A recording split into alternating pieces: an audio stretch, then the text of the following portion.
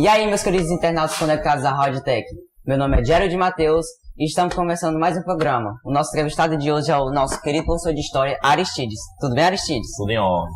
Primeira pergunta é, por que você escolheu ser professor de História? Rapaz, eu escolhi ser professor porque eu fazia a 7ª série, isso foi em 99, e eu tive um professor de História que eu gostava muito das aulas dele, né? E aí ele acabou sendo uma referência minha, o professor Maurício, e outro professor também que eu gostava muito, que era o professor Carmelo. Então, já por gostar de ler muito, desde pequeno, e por achar que as aulas de História eram muito dinâmicas, muito interessantes, eu acabei me identificando com esse universo da leitura, né? Odiava cálculo, sempre odiei, acho que eu sei no máximo dar troco. E na área de exatas era um fracasso, então eu gostava muito de leitura, de geografia, de português, e aí a história foi a área que eu mais me identifiquei, assim, né? Eu acho que se eu não fosse professor de história, eu seria um professor de alguma outra coisa na área de humanas, né? Então a escola sempre foi um ambiente que me cativou bastante. E aí ao longo do tempo eu fui me aprofundando mais, conhecendo um pouco mais da realidade da sala de aula, e na graduação, quando eu entrei no curso de História, eu realmente percebi que era aquilo que eu queria. E aí toquei pra frente e tô gostando, tô fazendo aí até hoje uma atividade que é muito prazerosa pra mim, que é ser professor, né? Certo. E ao entrar no CTF, como é que foi a sua adaptação aqui dentro? Eu acho que foi muito tranquilo, assim. A adaptação foi mais no sentido metodológico, né? Porque eu tava trabalhando já no ensino superior, e aí de repente eu tive que dar aula no ensino médio, né? Que fazia tempo que eu não estava trabalhando no ensino médio. Então, assim, os colegas de trabalho me receberam muito bem, os professores me receberam muito bem, né?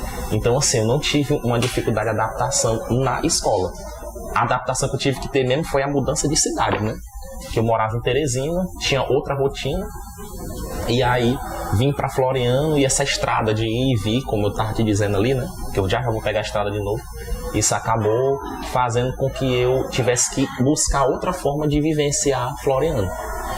E aí acho que essa coisa de morar em Floriano que foi o mais difícil de me adaptar, né? Deixar família, deixar amigo por lá e ter que ficar aqui por causa do trabalho.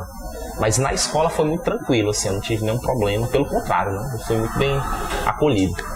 E o senhor já pensou em desistir, em parar de ser professor? Não. Eu até às vezes brinco assim, o que é que eu faria se eu não fosse professor, né? Fico às vezes especulando que profissões eu poderia ser, mas realmente eu só sei isso, só sei dar aula, é o que eu gosto de fazer. Eu não me imagino fazendo outra coisa, né? Então, desistir foi uma coisa que eu nunca pensei, né? Tive muita dificuldade, né? No começo, para entrar nessa dinâmica de ser professor não é fácil. Então acho que a dificuldade é um momento que você passa, né? Não é para sempre. Então quando eu sentia a dificuldade eu pensava, não, isso aqui é temporário, uma hora a coisa se encaixa, se ajeita, mas desistir nunca passou pela minha cabeça não. E assim, dentro da sala de aula, qual foi sua maior dificuldade? Você já teve alguma? Dificuldade, mas no sentido, deixa eu ver assim, que é muito tranquilo para mim, mas dificuldade no sentido de alguns alunos, no sentido da indisciplina, né? Sim. De você ter que dizer para o aluno que aquilo ali é importante para ele e ele não entender, né?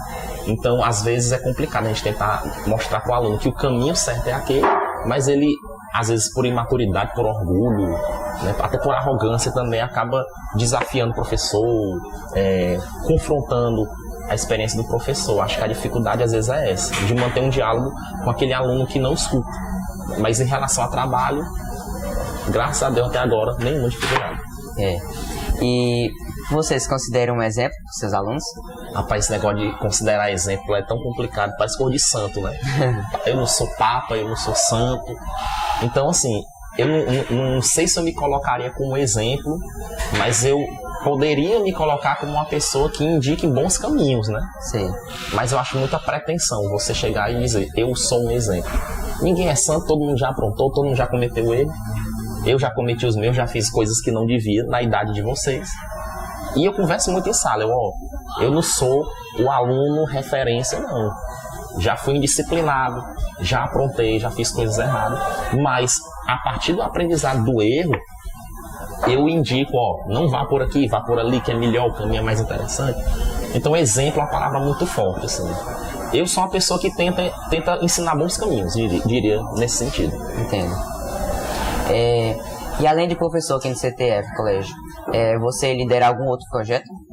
Bem, eu tenho algumas atividades paralelas ao CTF, né? Eu sou pesquisador, eu trabalho com a história de um cineasta lá pernambucano, que é o Jomar Muniz de Brito.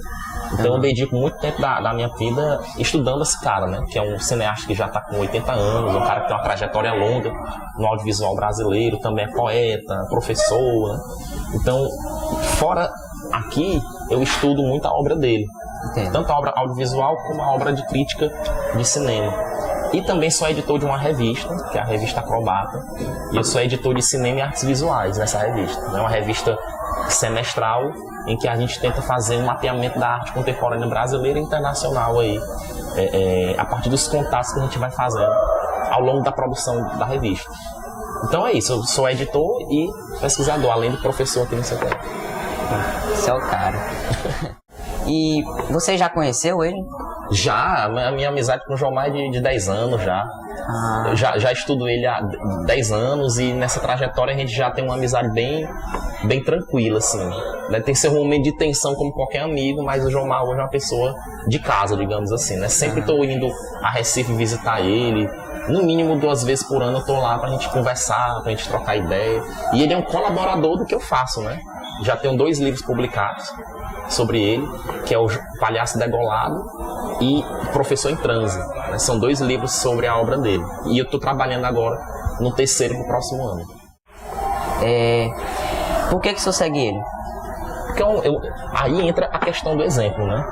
Eu acho que o Jomar seria uma figura que me inspira muito dentro de sala de aula, né? Porque ele é um professor que trabalhou na ditadura militar, né? Foi preso na ditadura militar por ser da oposição na época, por contrariar a ordem dos militares.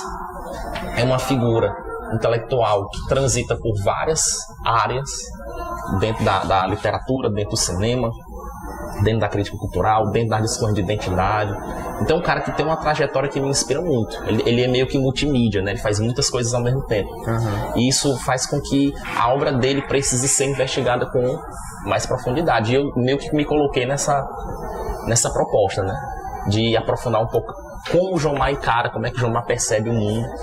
E aí eu tô, ao longo desses 10 anos aí, pensando um pouco sobre ele. E qual a sua opinião sobre o atual estado da educação brasileira? Rapaz, a situação está lamentável, né? A educação brasileira está cada vez mais sendo sucateada, né? Nós temos aí um governo ilegítimo que cortou muita grana da gente.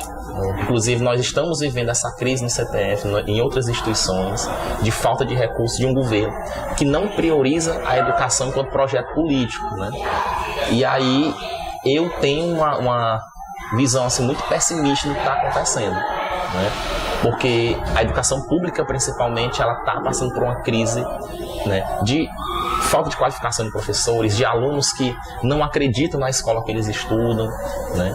E cada vez mais a gente percebe que o governo que está aí está cada vez mais trabalhando para dificultar a evolução dessa área que é tão importante para nós, né? Então meu olhar é muito hoje de chateação, de pessimismo do que está acontecendo. Queria muito dizer, vai dar tudo certo, tá tudo encaminhando para o bem, mas infelizmente basta abrir os jornais para a gente ver, né? E galera, o nosso professor já publicou 2 livros e eu queria que o senhor falasse um pouco de um deles. O primeiro, eu escrevi ele em 2012, mas só publiquei ano passado, que é a análise de um dos filmes do Jomar Muniz de Brito. Jomar é um cara que tem uma trajetória de 40 filmes, né? E esse livro estuda um deles, que é O Palhaço Degolado. E aí é um livro que conta um pouco como esse filme, que é um filme que faz uma crítica à noção de cultura brasileira na década de 70, né? E o falso otimismo do regime militar em relação à própria noção de cultura.